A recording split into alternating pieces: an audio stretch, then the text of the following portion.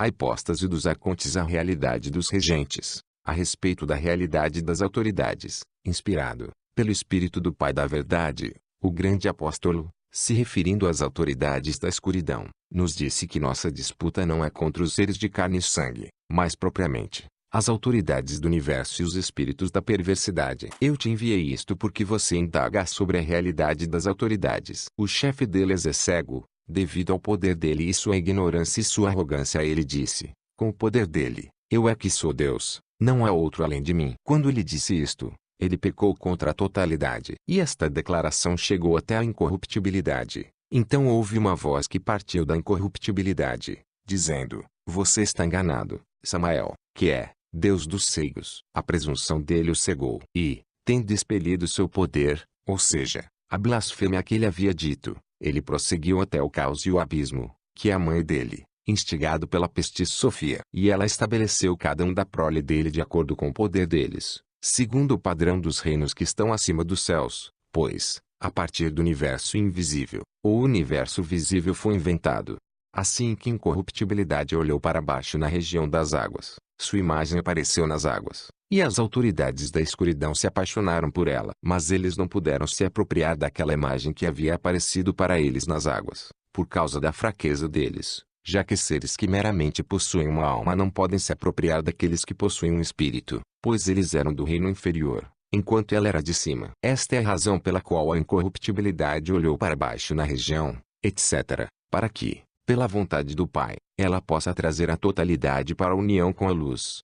Os regentes planejaram e disseram, venham, vamos criar um homem com o solo da terra. Eles modelaram a criatura deles como sendo completamente da terra. Agora os regentes são andrógenos, seus corpos são iguais aos que eles criaram para a humanidade deles, tendo características de macho e de fêmea, mas com o rosto de um animal. Então quando eles haviam tomado um pouco da solo da terra, eles modelaram o homem deles segundo o corpo deles, e segundo o semblante de Deus que havia aparecido para eles nas águas. Eles disseram, venham, vamos dominar ele por meio da forma que nós modelamos, para que ele veja sua aparência neste corpo, se sinta atraído e venha habitar nele, e nós possamos capturá-lo com a forma que nós modelamos, não compreendendo a força de Deus, por causa da impotência deles. O chefe deles soprou no rosto dele, e o homem obteve uma alma, e permaneceu no chão muitos dias. Mas eles não puderam fazê-lo se erguer por causa da impotência deles. Como vendavais eles persistiram soprando, tentando capturar aquela imagem que apareceu para eles nas águas. E eles não conheciam a identidade daquele poder. Agora todas estas coisas decorreram pela vontade do Pai da totalidade. Posteriormente,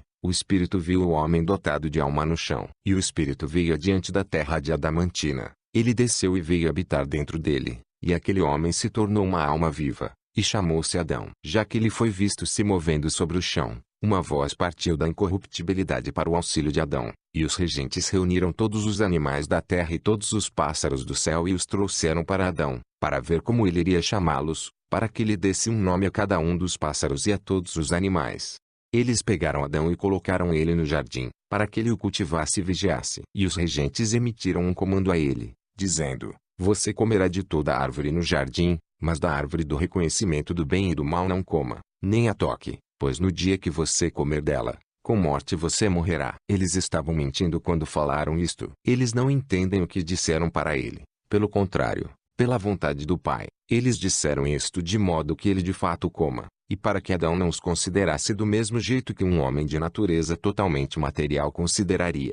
Os regentes se consultaram uns com os outros e disseram, venham, vamos causar que um sono profundo caia sobre Adão. E ele dormiu. Agora o sono profundo que eles causaram que caísse sobre ele, e ele dormiu é a ignorância. Eles abriram a lateral dele que era como uma mulher viva. E eles montaram a lateral dele com um pouco de carne no lugar dela, e Adão ficou dotado apenas de alma. E a mulher dotada de espírito veio até ele e falou com ele, dizendo, levante-se, Adão. E quando ele a viu, ele disse, foi você quem me deu vida. Você será chamada mãe dos vivos, pois ela que é a minha mãe, ela que é a obstetra, a mulher, e ela que deu à luz. Então as autoridades vieram até o Adão deles. E quando eles viram a contraparte feminina dele falando com ele, eles ficaram agitados com grande agitação, e eles se apaixonaram por ela. Eles disseram uns aos outros, venham, vamos espalhar nossa semente nela. E eles a perseguiram. E ela riu deles pela tolice e cegueira deles. E nas garras deles ela se tornou uma árvore,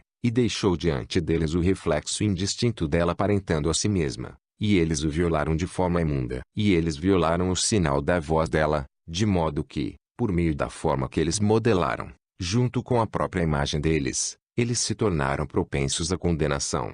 Então o princípio espiritual feminino entrou na águia, que é o instrutor, e ele os ensinou, dizendo: o que ele disse para você foi: você comerá de toda árvore no jardim, mas, da árvore do reconhecimento do bem e do mal não coma. A mulher carnal disse: ele disse não somente, não coma, mas até não a toque, pois no dia que você comer dela, com morte você morrerá.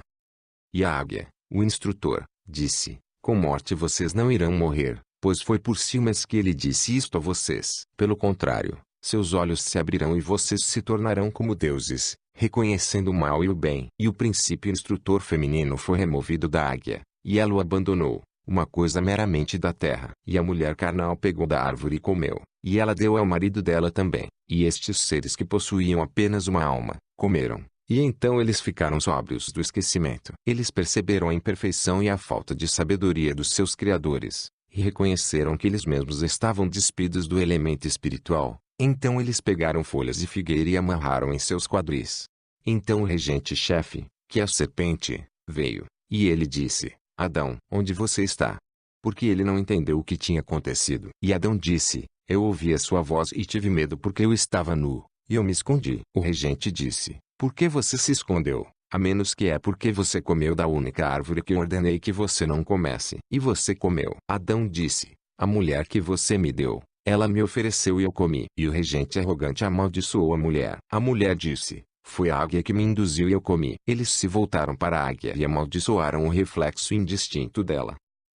Impotentes, não compreendendo que era uma forma que eles mesmos haviam modelado. Desde aquele dia, a águia ficou sob a maldição das autoridades, até que o regente todo-poderoso viesse. Aquela maldição caiu sobre a águia. Eles se voltaram para o Adão deles, e o tomaram e expulsaram do jardim junto com sua esposa, pois eles não possuem bênção, já que eles também estão sob a maldição. Além do mais, ele jogou a humanidade em grande distração em uma vida de dificuldades, para que a humanidade deles possa estar ocupada com afazeres mundanos, e não possa ter a oportunidade de se dedicar ao Espírito Sagrado.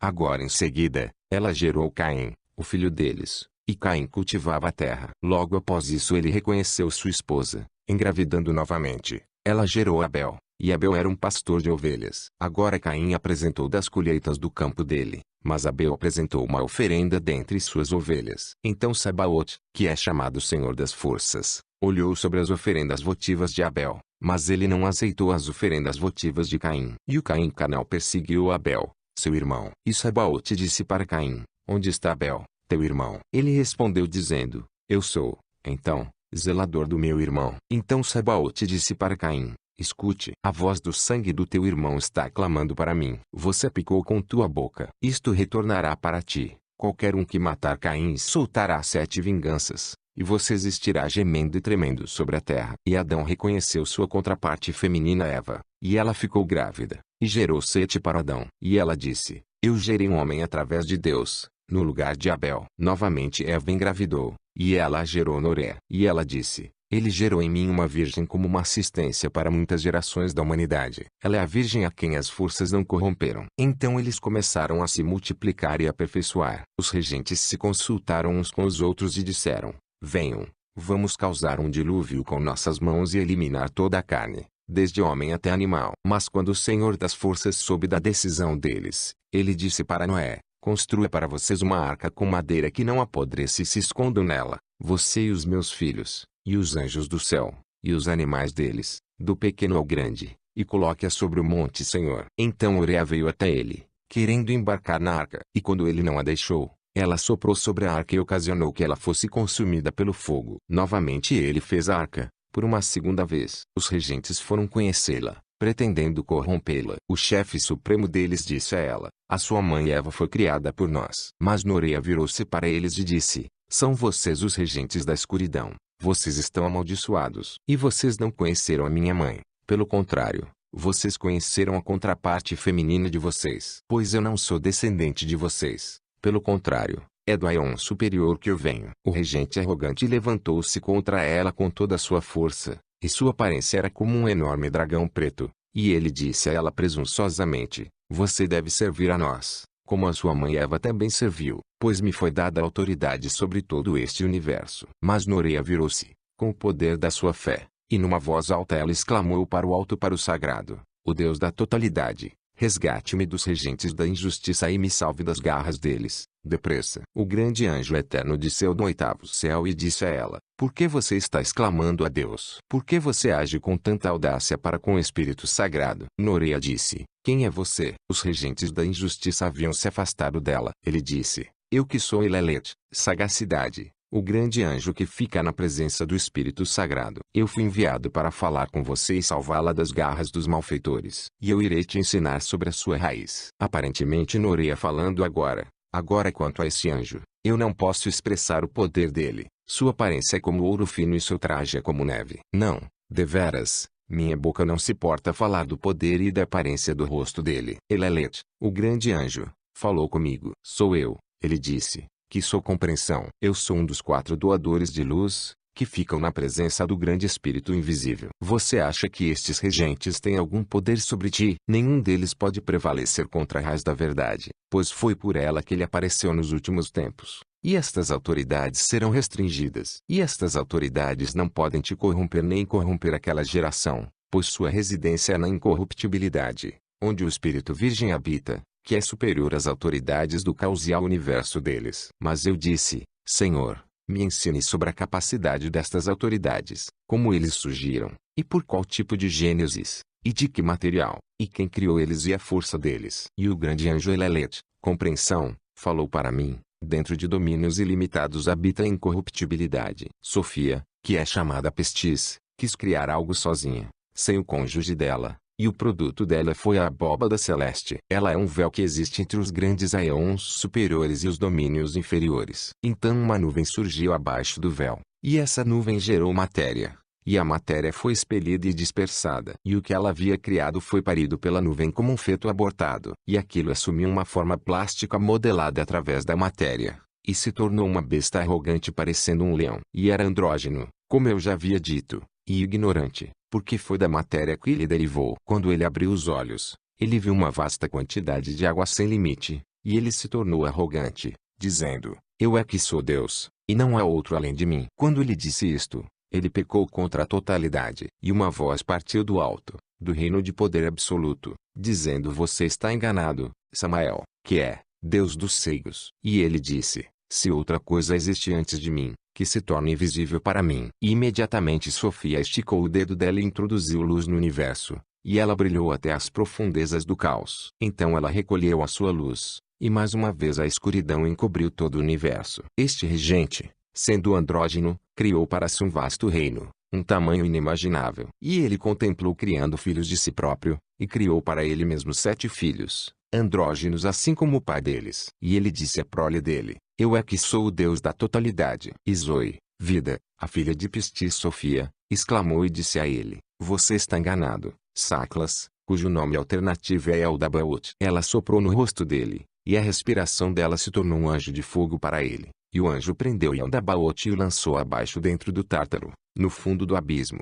Agora quando o filho dele Sabaoth viu a força daquele anjo, ele se arrependeu e condenou o pai dele e a mãe dele, a matéria. Ele a repugnou, mas ele cantou canções de louvor para cima para Sofia, filha dela Zoe. E Sofia e Zoe o Erguaramir lhe deram o comando do 7º céu, para que ele pudesse reger sobre o universo, entre os reinos eternos e o caos. E ele é chamado Senhor das Forças, Sabaoth, já que ele está acima das forças do caos, pois Sofia o estabeleceu. E quando estes eventos aconteceram, ele fez para si próprio uma mansão enorme, e uma congregação de deuses para governarem sobre os mundos das pessoas, e muitos infinitos anjos para atuarem como ministros, e também harpas e liras. E Sofia pegou a filha dela Zoe e a fez sentar à direita dele, para ensiná-los sobre as coisas que existem no 8º céu, e o anjo da ira ela colocou à esquerda dele. Desde aquele dia, a direita dele tem sido chamada a vida, e a esquerda veio a representar a injustiça, para o domínio de poder absoluto acima. Foi antes da sua época que eles surgiram. Agora quando Eldabaoth viu ele,